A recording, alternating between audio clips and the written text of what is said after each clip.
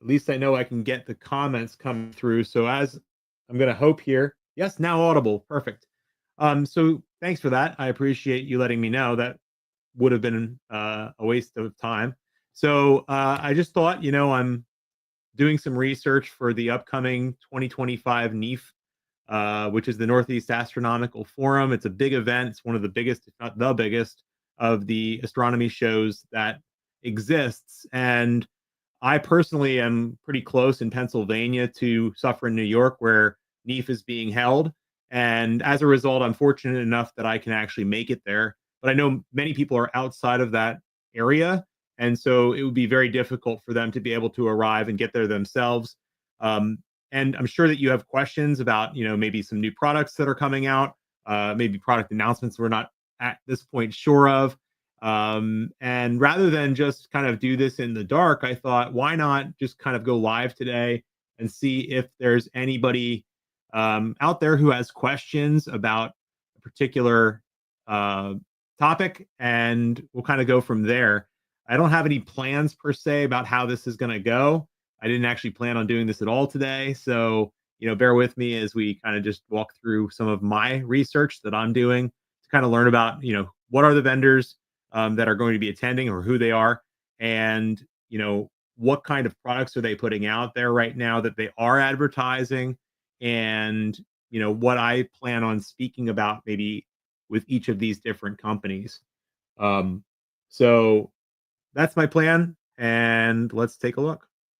So the first thing that I wanted to kind of just remind you all of is the show dates are April 5th and 6th.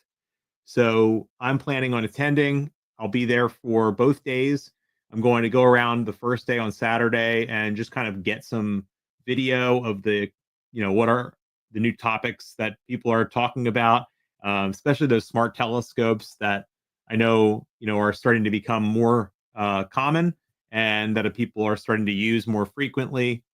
And also just kind of take some B-roll. And then the second day, I plan on speaking with a bunch of different vendors after I've had that chance to look around and see what's available and ask some pointed questions. So it's a 2-day event. Once again, Suffern, New York is the location. Tickets are still for sale, it appears. And you could arrive and get there. If you are there and see me, please say hello. I'd love to have a chance to see you in person. Um, the NEAC conference, I will not be attending the NEAC conference. For those of you who are not familiar, this is the Northeast Astro Imaging Conference. I have attended 1 year, and it was great. There's lots of information. If you're interested in astrophotography, the NEAC conference is definitely something you want to check out at some point. It is pretty high level, and there's a lot, and I mean a lot to learn there. All the best people in astrophotography are converging on this location, and it's pretty neat, especially when you're there for multiple nights and everybody stays kind of in the same hotel, and we all get a chance to kind of interact with each other and share our interests. And it's pretty neat to kind of just see all of these faces that you maybe know already from the internet. So I will not be at NEAC this year. um let's take a look what else is going on. This is just showing you who's going to be the confirmed speakers. So Gary Griffin, Apollo flight director. Aline Collins, first female shuttle commander. Jonathan Ward, author. Sarah Seeger, MIT, searching for life on exoplanets. That's pretty cool. I might have to check that one out. I really am interested personally in exoplanets, and it's a huge and very quickly growing part of astronomy that is fairly new. So I personally have interest in that one. Um, Tom Mulder, I believe is how you say that, Boeing Starliner. So that's going to be an interesting talk. Voyager, or 45th anniversary. Wow, it's been 45 years already for Voyager. Europa mission project scientist, Ingrid Dolber. Interesting. That's a good one. So Brown University, Robert Hoot Gibson, NASA astronaut for a bunch of STS flights. So those are the shuttle missions. And then finally, Peter King, CBS space correspondent. So Yeah, looks like they're going to have a lot of really good speakers there. The speakers are always a great way to kind of just relax for a little while after being out on the floor for a number of days. So what else? Let's take a quick look at the vendors.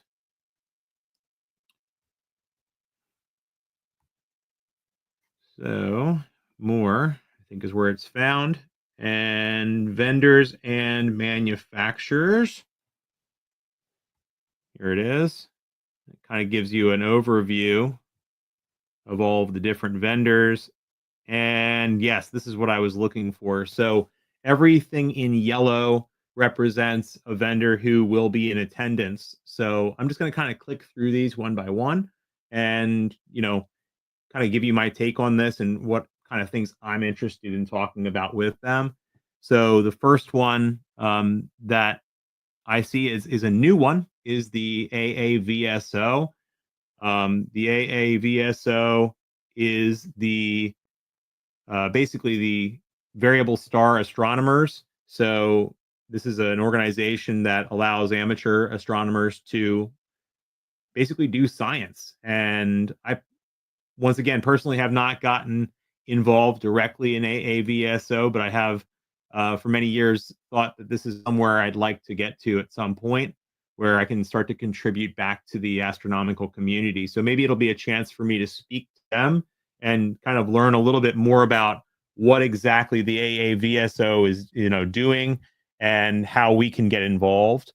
So that's the American Association of Variable Star Observers, established 1911. Wow, over 100 years. So other ones that are new. Let's start with some of the new ones. Astroasis. Hope I'm pronouncing these right.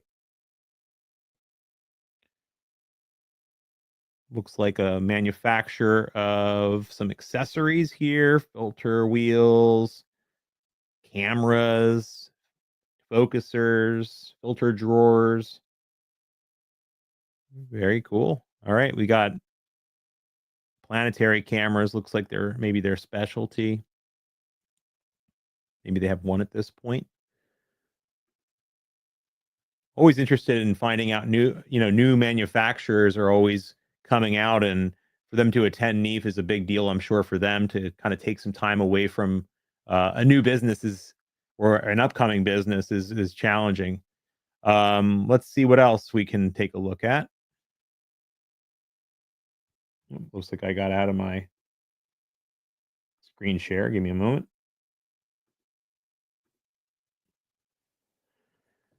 All right. So ASA Astro Systems.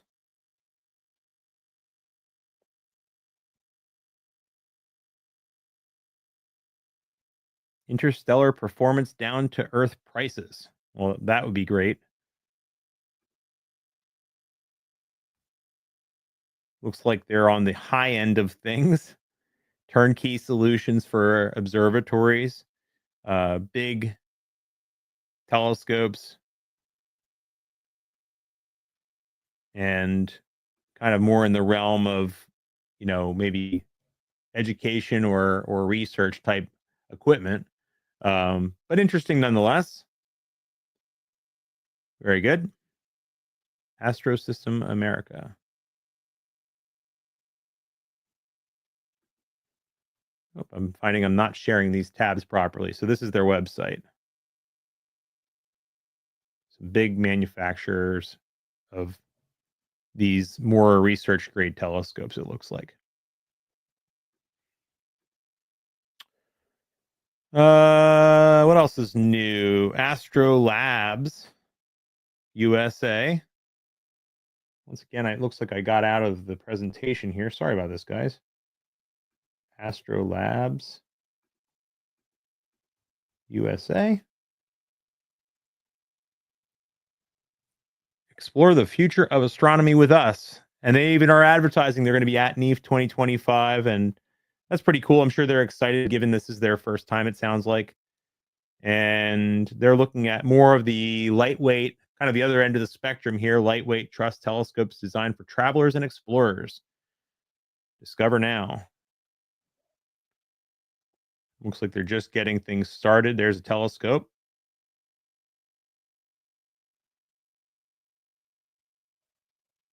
And it's showing you flying around in an airplane. Okay. We'll have to check them out in person and find out more about what they're all about.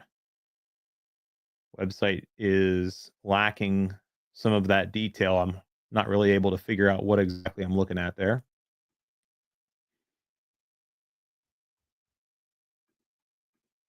Keeps cutting out on me when I try to move to a new window.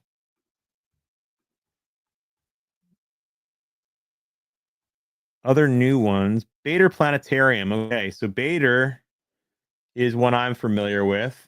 And I know Bader is one that's been around for quite a while. And it appears that they're new to NEAF, which is pretty cool. So I'm definitely going to be stopping by.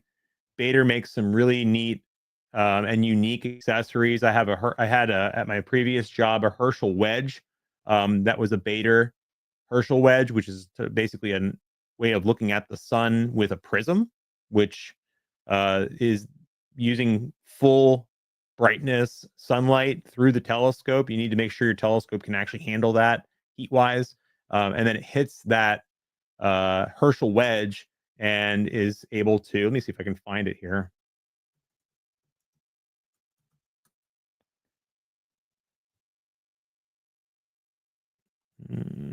Wedge.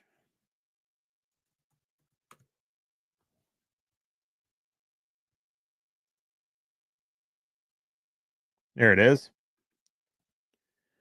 So this thing, I've worked with this before, the Bader 2-inch cool ceramic safety Herschel prism, and there's a visual version and a photography version. I had the photographic version of it, is what I've been using, and it comes with all these different filters. But basically, this thing on the back is the place where you see and center the sun. So you'll see the sun actually in that little white square, and you'll know that you have it centered. It's actually really cool.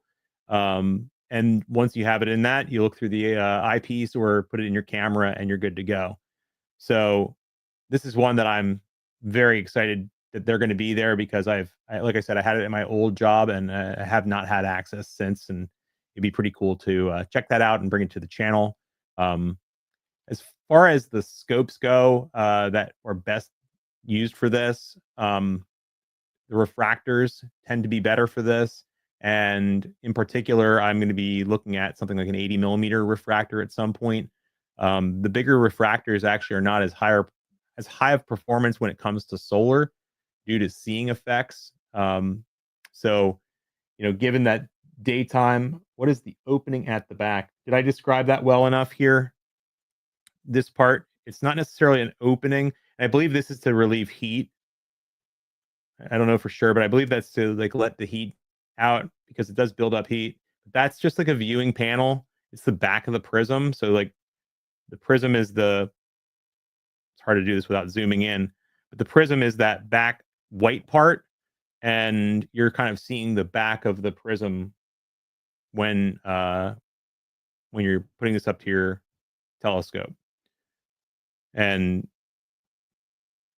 my experience has been it works extremely well, and it gives you kind of a different way to look at the sun that doesn't require the filter out front.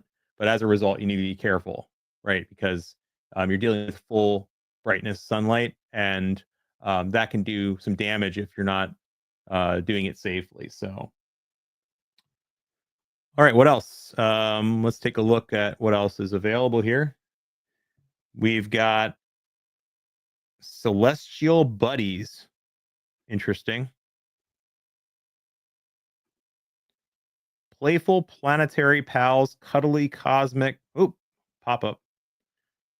Cuddly cosmic companions, plush planetary pals. So it looks like some stuff for kids. So if you're planning on bringing your kids to NEAF, maybe you should come by and check this out. Or if you're wanting to bring back a gift for a little one, or if you just like these kind of things, no judgment.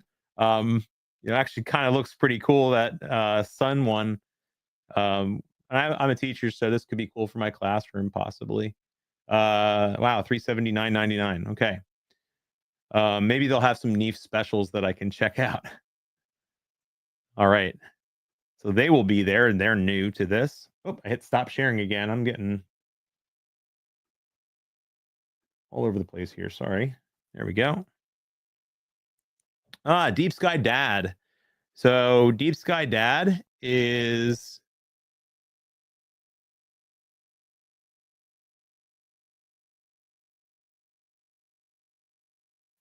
uh are generally accessories like flat panels, field rotators, autofocusers, power distribution, and it looks like they have all sky cameras as well now.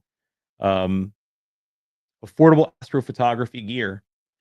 So I've seen this. I've never actually worked with anything from Deep Sky Dad, but it would be pretty cool to stop by. I know that the little William Optics Red Cat lines of telescopes has been something that Deep Sky Dad has for many years created accessories for, because of the way that this particular, see if I can pull this up, because of the way that these types of telescopes do their focusing, that it's kind of like a almost like a camera style of focusing. It became very difficult to find an astronomy specific autofocuser that would work with that. And so Deep Sky Dad kind of created an example, or an answer, I should say, for that situation. And as a result, you could autofocus your red cat. It looks like they kind of took off from there and expanded in other directions as well. But it looks like the red cat line is still something that is very well supported, and um, it appears that they have kind of expanded beyond that at this point. All right, that's the first column of new stuff, and then I'll go into some of the other ones. Dwarf Lab. Now, these guys have my number. They're on my feed all the time, sending me all sorts of advertisements. So, the Dwarf Lab is a smart telescope. It looks like we're on to the third one already, which is pretty cool. Doesn't really look like a telescope. Kind of looks like some sort of robot. Or I don't know. It's definitely different, and I've never worked with one, so I did make contact with Dwarf Labs, and I will be doing an interview with Dwarf Labs people. Um, Looks like this is on pre-order now, so I'm expecting to see the third generation here at NEAF. Um, these telescopes, I know people have had some success with them, that they're pretty easy to work with. And, some of their direct competitors like the ZWO, C stars, both the 50 and the 30, are kind of in the same ballpark range in terms of pricing. And so uh, there are some other ones out there, but this one is kind of that direct competitor at a price point that is more in line with the C star compared to some of the other ones like Origin, which are a little more on the high end. Um, this was one that I find is interesting, and they do kind of point this out, that it's not just for astronomy. They have here as well for like birding. So if you're kind of interested in this as well, it looks like it has that functionality, which is pretty cool. And basically, what it does is it connects you with your phone or your tablet, and from there you can control what it is it's looking at. And yeah, so I'm going to be speaking more with Dwarf Labs for sure. What else do we got here? Galactic context models. I did go to this website earlier. I'll try again. Looks like they don't have it linked anymore. It was just kind of like the website wasn't ready yet, but it appears that they may have removed the link. Who else is going to be new? Oculum, astroshop.eu.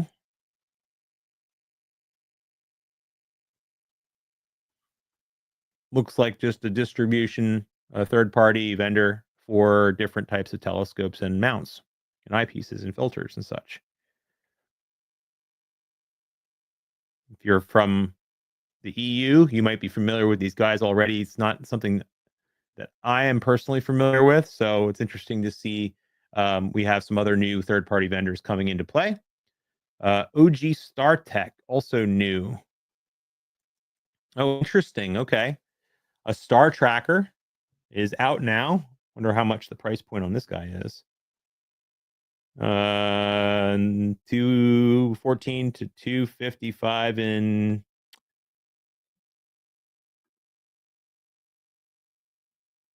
would that be in US dollars? I'm not quite sure. But it looks like a star tracker and capable of polar alignment with a polar scope or a laser, and gives you two different latitude ranges. Interesting. So some sort of a camera tracker and a PCB board. So they have a V2 version out already as well. One tracker, many features. Modular design. So if you're just getting started with astrophotography and maybe already have a camera, a DSLR or mirrorless camera, or even just want to use your phone and you want to start to track the night sky, that looks like what they're focused on at this point. So that's kind of an interesting place to get started, possibly. But there are a bunch of options out there for that. So we'll stop by maybe and check them out. Who else is going to be at NEAF 2025? Remoteobservatory.com. So this one is, as its name implies, remote observatories. It looks like you can rent time on the telescopes, and they give you a bunch of different options here. 90 millimeter refractors or 8-inch RCs. And at a price much lower than your typical DIY route. Gives you a little bit of background on how it works.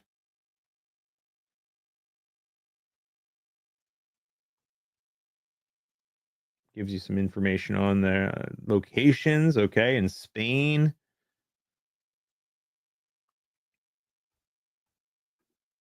Some galleries. Oh, those are nice. Okay. Cool. So pricing per month. Interesting. I don't know how much time that provides for you to get almost $400 a month to be able to have access, but interesting nonetheless to have a different location, especially if you don't live in an area that's very easy access to dark skies. I would imagine this is in pretty dark skies to be paying $400 a month. Looking at the questions here. So, like a viewfinder in a camera, yes, that's quite expensive. Which one are you talking about? What is quite expensive?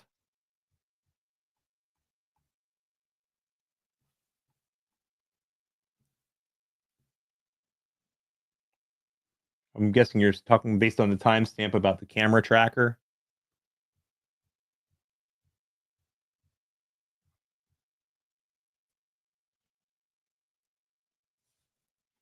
Let's keep looking. What else is available here that's new? The guidance kit, yeah. So other places, Renewal by Anderson. I'm not quite sure. They're, I guess, they're a window company. Interesting choice to come to NEAF, but looks like they'll be there. Sci Starter, helping scientists collect data, science we can do together, showing kids there, I guess. 1 million acts of science. So citizen science, very good, very good. I'm always interested in this kind of stuff. Once again, I'm a teacher, so anything that brings in some level of getting people involved in the astronomy in more of a scientific way is something that I'm interested in. So definitely stop by their table and see what this is all about. Looks like they have some ambassadors, an ambassador program here that you can join. And they've got a number of projects that they're working on, Project Finder. Interesting. Looks like they're going beyond, just astronomy. This goes into pretty much everything and have quite a bit to look through. So some of it local, some of it more remote work, if you will. Uh, yeah, interesting. Let's see who else is new. Star PX. Okay, this is actually the website I was thinking of that just says coming soon. I have no idea what they do.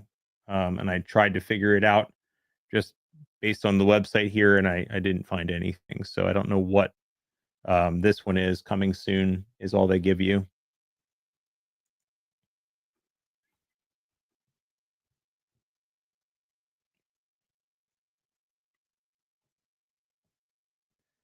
Okay, I watched a video from Trevor Jones, Astro Backyard, about how to pronounce SV Boney. I'm not saying that correctly.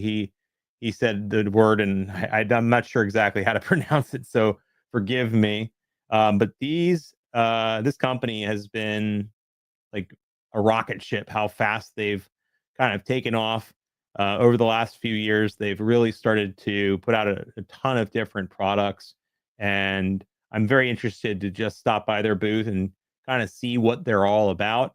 The price points are significantly lower in many cases than you would normally pay for the size, and I'm not sure of the quality, but it sounds like they're putting out some higher end or medium level of quality products out there at a price point that's significantly lower than what we've seen.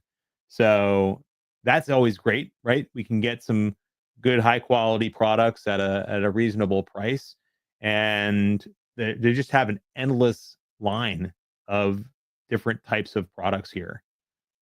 So this is one that I definitely am interested in.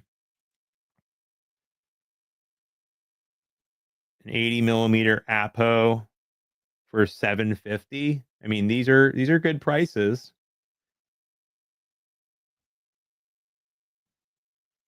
I've never actually used one. They did reach out to me a number of years ago, but I was in the middle of doing some work that was taking up all of my extra time, and so I didn't really have the opportunity to take them up on their offer to send me. I believe it was an 80 millimeter refractor, but I definitely would be interested in something like this now just to check them out. I've seen some reviews from some of the other YouTube guys out there, and um, they've had some good things to say. So it might be time that I check them out. And first, I have to figure out how to say their name, right? So I'll speak to them about that at NEAF. Um, yeah, they just have a huge amount of products, binoculars, spotting scopes, 10 by 50s. That's a good, like 10 by 50s, a really good astronomy binocular. It's, easy to hold in your hands and not super heavy. And it gives you kind of just the right width in terms of the field to be able to see big parts of constellations, but still get enough zoom and a little more light collecting power to be able to see some of the brighter nebulas and things like that. So, um, 129 for 10 by 50s. That's okay. Price wise, it's there. It really depends on how good the quality is, right? You can spend as much as you want if you have the money on binoculars that are incrementally better than the ones that are at a lower price point. But from what I've heard here, they're putting out a pretty decent product at a very good price. So something to check out. Many different options here, both for astronomy and terrestrial viewing, it looks like.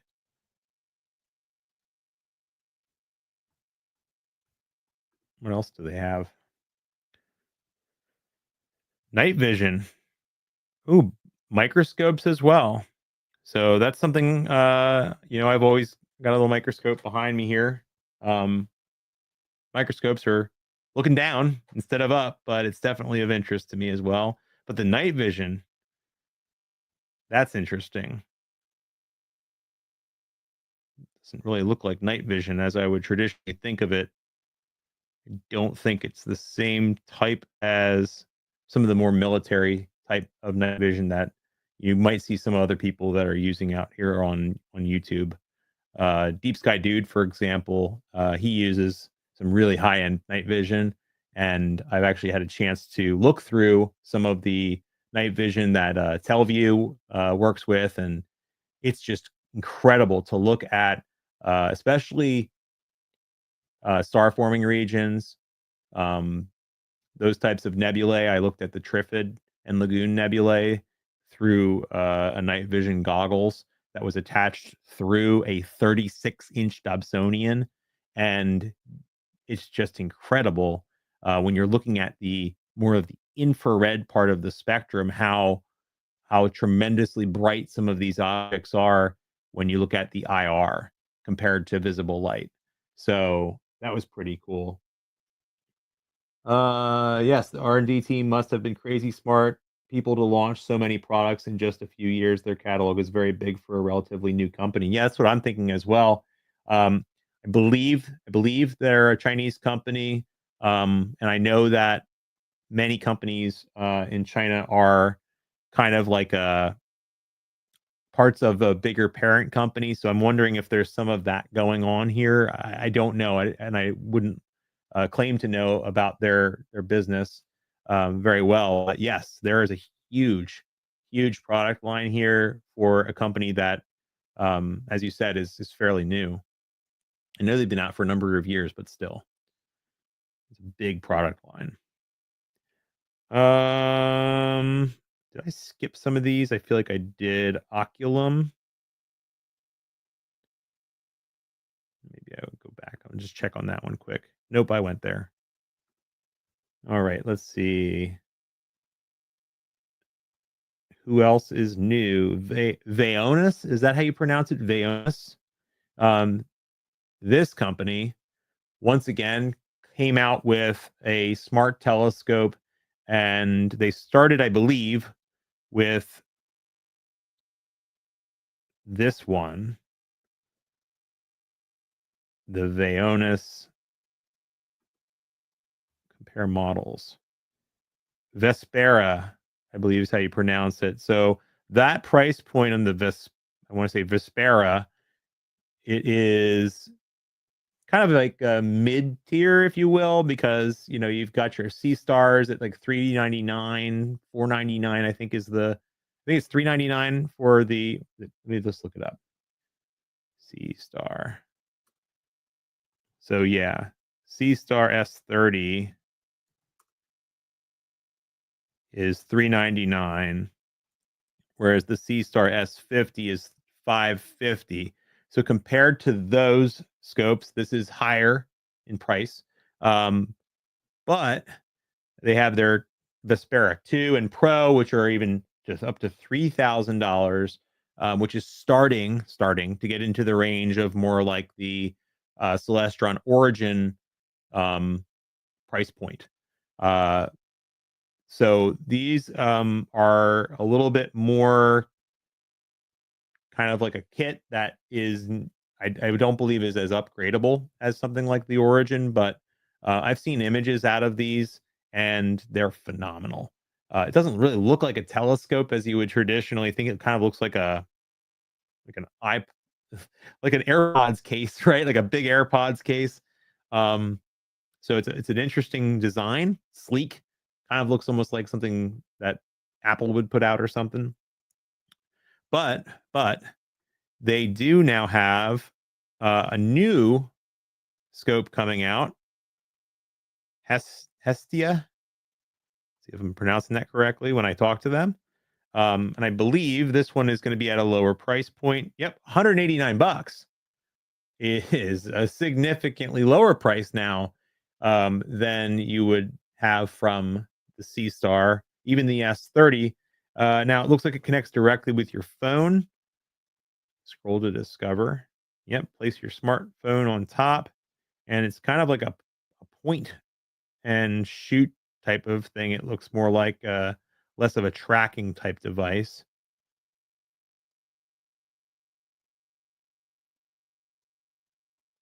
Turn around and look at it from different sides. Interesting. Am I putting my smartphone camera up to that? Is that what I'm seeing here? Oh, okay. I believe that's for. I got to read more about this. Yeah, it looks like that's what you're doing.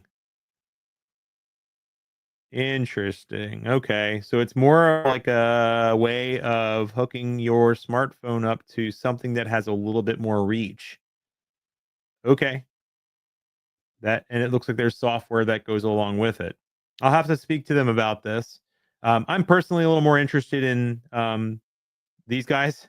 Of course, the automated telescopes are the thing now, and this is kind of where I personally, I think most people would agree, where I see the hobby going.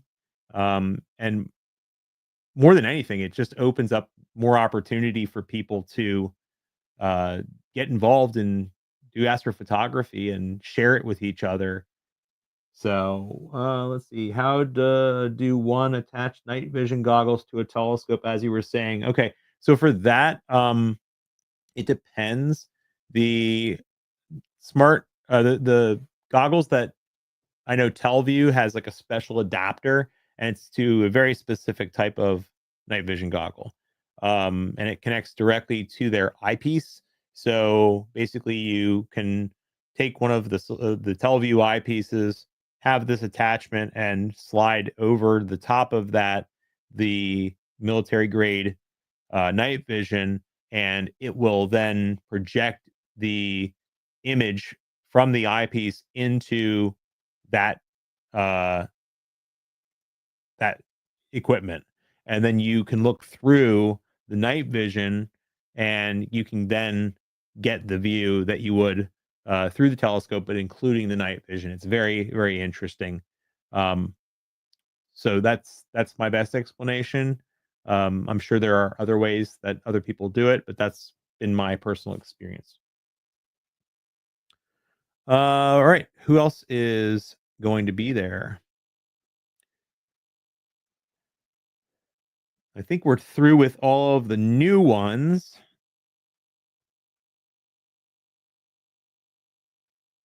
So if you're watching this and you're interested in going to NEAF, but can't, would like to get some questions answered from any of these vendors, just let me know and I can try to reach out to them and maybe get them into the video. I'm going to make a number of videos, probably one for each vendor, and just kind of give everybody a chance to see, what's available, what's new, especially if new products are being launched, and just try to get that experience that you would have gotten if you were able to go to NEAF yourself. So let's look at some of the ones that are more of the traditional NEAF vendors. Ones that I know personally. I've been to their booths. I've interviewed them in some cases before, and I'm just reaching out to them again and circling back and speaking with them. So let's take a look.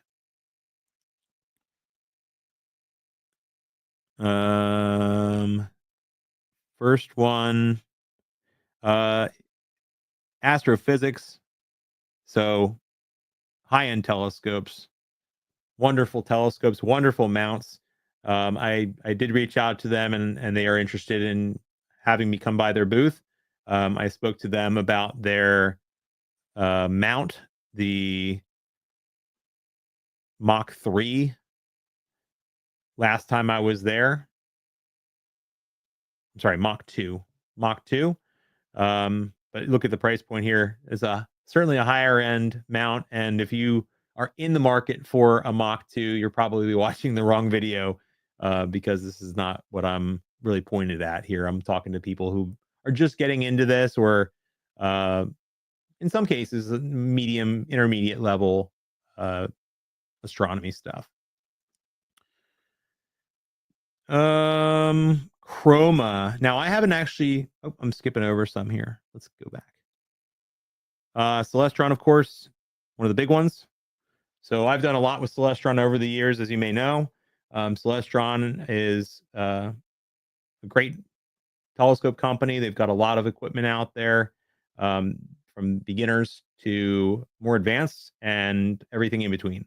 Um, they're very much buying into this smart telescope market with their origin, and they've really put a lot of investment and time and energy into the origin. And it's interesting to see how that product line expands over time. Right now, it's only a 6-inch RASA, but it's fairly powerful. And I look forward to seeing more of how this technology starts to get integrated at maybe a lower price point, especially into the Celestron product lineup, and um, potentially into other scopes as well at some point.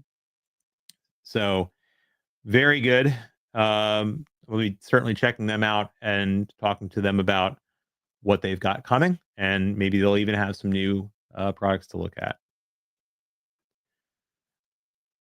Next one up is Chroma. Now, I haven't actually been to the Chroma booth before. Chroma is a company that, at least I know them best for their filters. They have very, very high end filters that are absolutely amazing quality. When you do astrophotography with high end filters, it can make all the difference, especially when dealing with a lot of light pollution. They've got these very narrow bandpass filters, which basically means that we are looking at one very specific wavelength of light and only that wavelength of light, which means that the other light that's being cast by our cities is effectively removed, with the exception of very specific wavelengths that might just happen to be in the same range as a celestial object. So, for example, like a hydrogen alpha filter, they have a very, very specific frequency, and we can hone in on just that frequency of light. Now, with that comes some complications in terms of your equipment. So, you really do need equipment that is capable of handling such filters. And but for the quality that they produce, it's amazing. So, short bandpass filters, as low here as, let's see,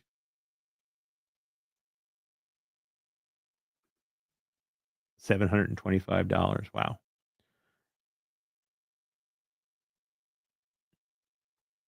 Kind of outside my normal shopping range, but definitely something to check out. Sorry guys, I'm not familiar with their website. Viewing all their filters. So long band pass, multi-band pass, short band pass. If you don't know what these mean, don't worry. Um, so very good equipment, very good filters, I should say. Something to check out. Maybe I can spend some time at their booth and learn more.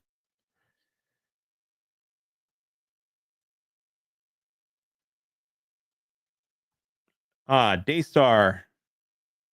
So Daystar, I've been by their booth before.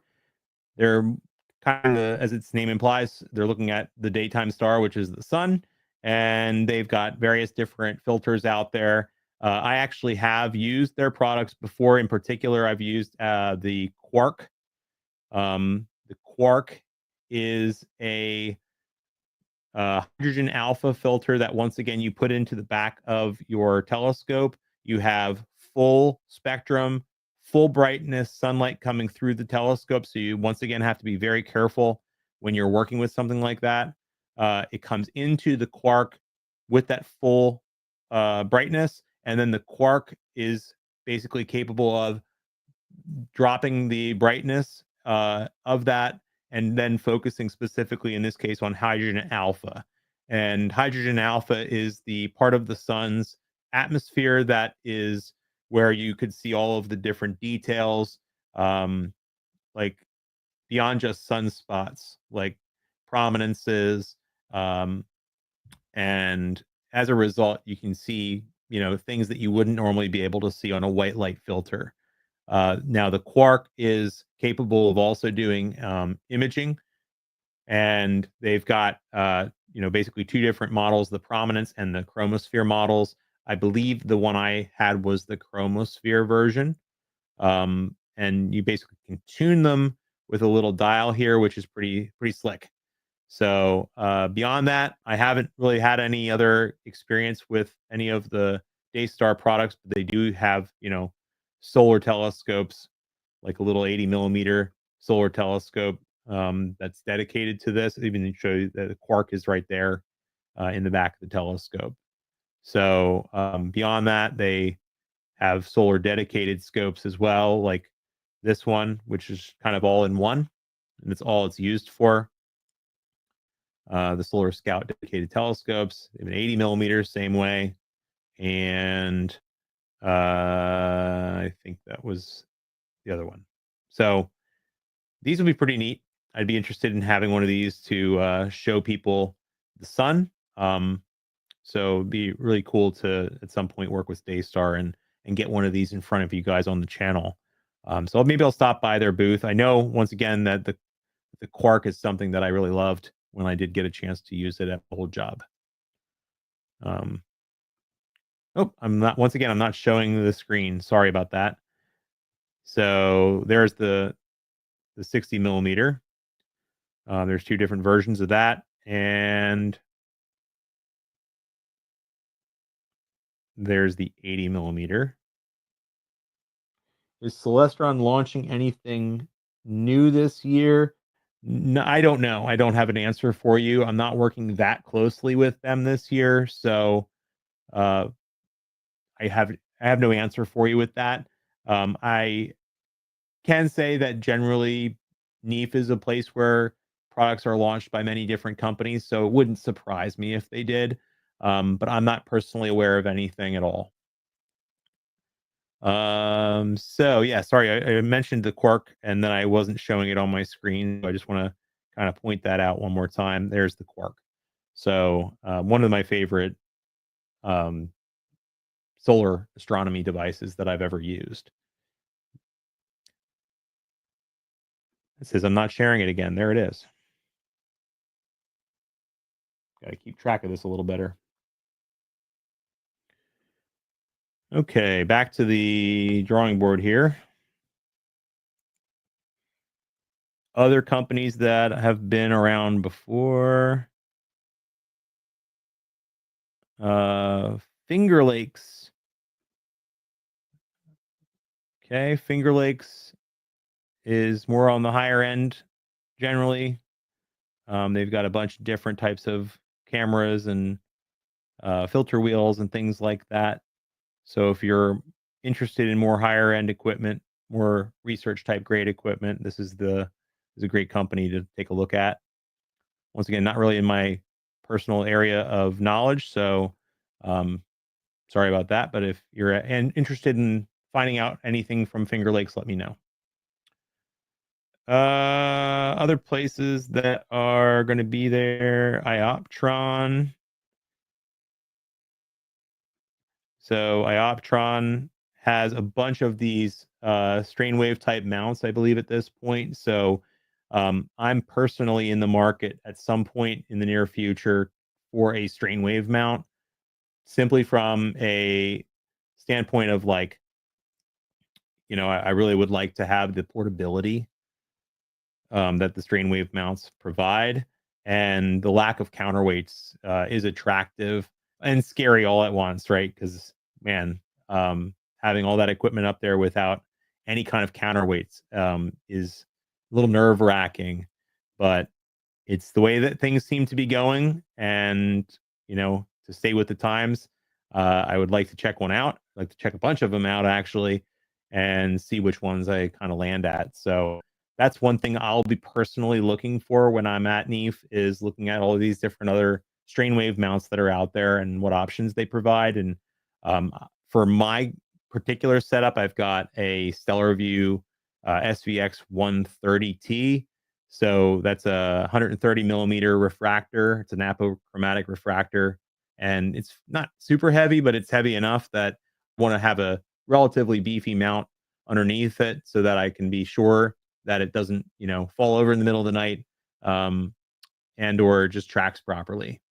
but most of them can handle it. It's just a matter of if I'm comfortable with all that telescope on a tiny little mount. Okay. Other companies that I'm going to check out. Oh, yes, Pegasus Astro.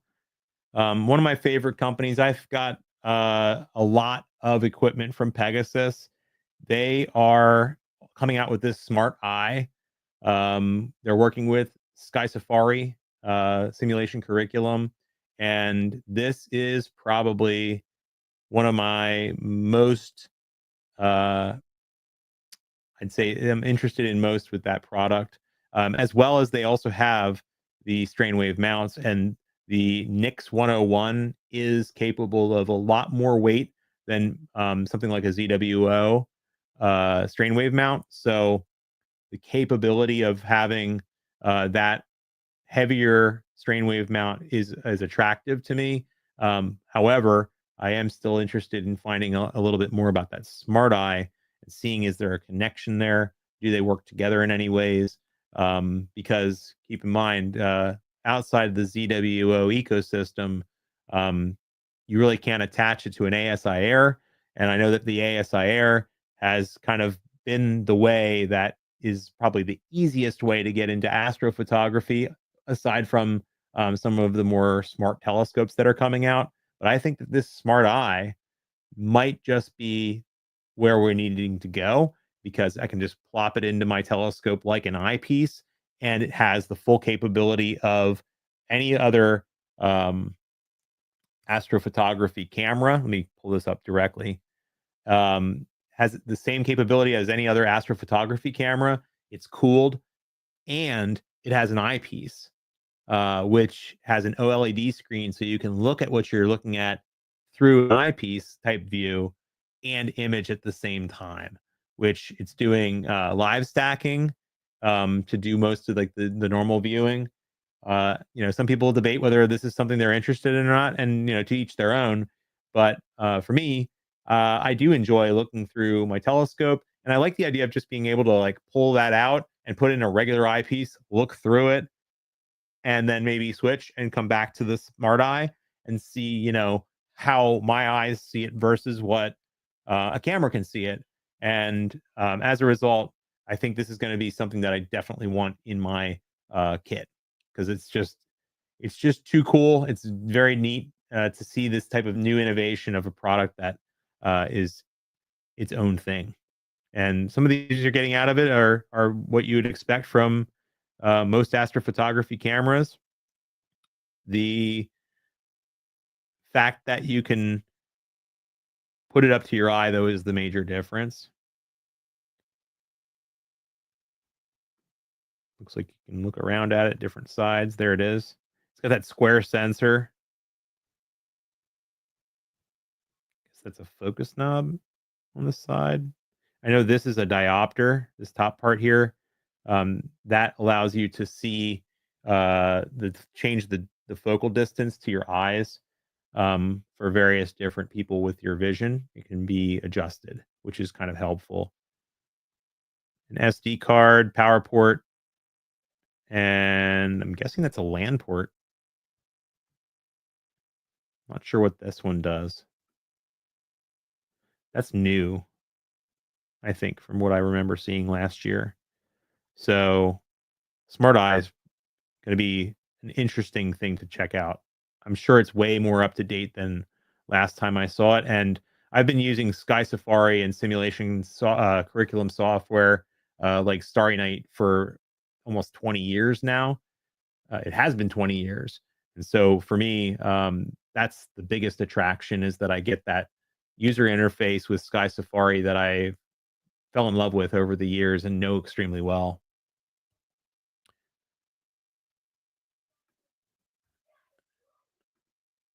Let's see who else is going to be there.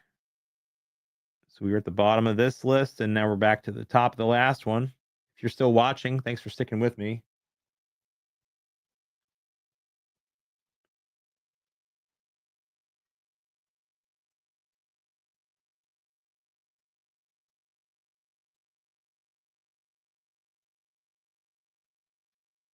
Yes, Stellar View. So my friend Vic Maris at Stellar View is going to be there. He's got the 180 millimeter refractor now, which is just a huge telescope. See if I can find it on their website here. Yeah, there it is. The 180T, 18,365 bucks. This telescope, man, if I could afford it and I had an observatory to put it in, I'd be interested. But beyond that, I only dream, right? So Stellar View's quality is, I wouldn't say unmatched, but there's very few telescope manufacturers out there that puts out a quality product like Stellar View. The views through my SVX 130T are superb. You look through it and it looks like it's fake almost because of how crisp the images are. The photons are making themselves exactly, or putting themselves on your eyeball exactly where they're supposed to be. So that's basically the one I have right there, minus the moonlight filter. Sorry, moonlight focuser. And let's wrap this up. So, Telview Optics, I always have to stop by Telview and speak to them. I mean, they're the big name in highest qualities of eyepieces out there. They also do telescopes and mounts as well, or something you can buy through their website. But their biggest thing, of course, is their eyepiece lineup, their Naglers, their Ethos, the Delights. These are all just the Panoptic. These are all just families of eyepieces that people buy one and then they buy them all because they're that good. I've spoken with the folks at Bellevue a number of times, and every time that I speak with them, it's great. They're great people, and they're actually a big contributor to the NEAF organization because they live in their operation is right there in New York as well, and they kind of started this whole NEAF thing alongside the Rockland Astronomy Club. I think we got maybe two or three more here. Takahashi America. So Takahashi, of course, once again, Japanese company, highest end of telescopes. You can pretty much get out from any manufacturer. They're right up there. And I've never personally used Takahashi equipment. At some point, it'd be pretty neat to check one of them out and kind of compare them with my Stellar View and some of the other equipment that I've looked through in the past, like the astrophysics scopes that I've looked through with friends of mine, and just kind of compare what the quality looks like from a Takahashi. I know I see images and things up online from the Takahashi folks, and it just looks phenomenal. So, looking at the Takahashi website, I don't see anything on here about NEAF, but I do believe that in some way, shape, or form they're going to be there. I know in the past that they've worked together with other companies. Looks like I'm still not sharing it. There we go. Sorry about that. Like Woodland Hills Camera and Telescope, I know has kind of got Takahashi equipment as one of their main U.S. suppliers. So I'm not sure if they're going to be there, individually, or if they're there, through a third party vendor or not this year. And I think last two or three, Vixen Optics. Vixen, once again, I haven't worked with them at all, but they once again produce some of the higher end telescopes out there. They're a very big name in astronomy, and over the years, I know 75 years of doing this, it appears that they've been a big part of the growth of this hobby. So it'd be great to go by their booth and kind of just see what's new, and check out any of their plans for upcoming equipment, because if I remember correctly, they are coming out with some new equipment this year. So be interesting to see what they've got. And we'll wrap this up. The last one, of course, you can't do this without talking about ZWO. See if I can find the website here again. There we go. So the final one we'll go to is the ZWO website. And of course, they have their S30 C Star, which is going to be taking pre-orders now. A really big player, I think, in just getting more and more people interested in this hobby. And, you know, like them or not, they produce probably the best user experience of any telescope manufacturer currently. Yes, it's currently only their, you know, ecosystem, but the ability to just kind of plug everything in and go is unmatched. And this C Star lineup is going to be, you know, just it's another step in that direction. And, you know, people can just pull it out of the box and get started.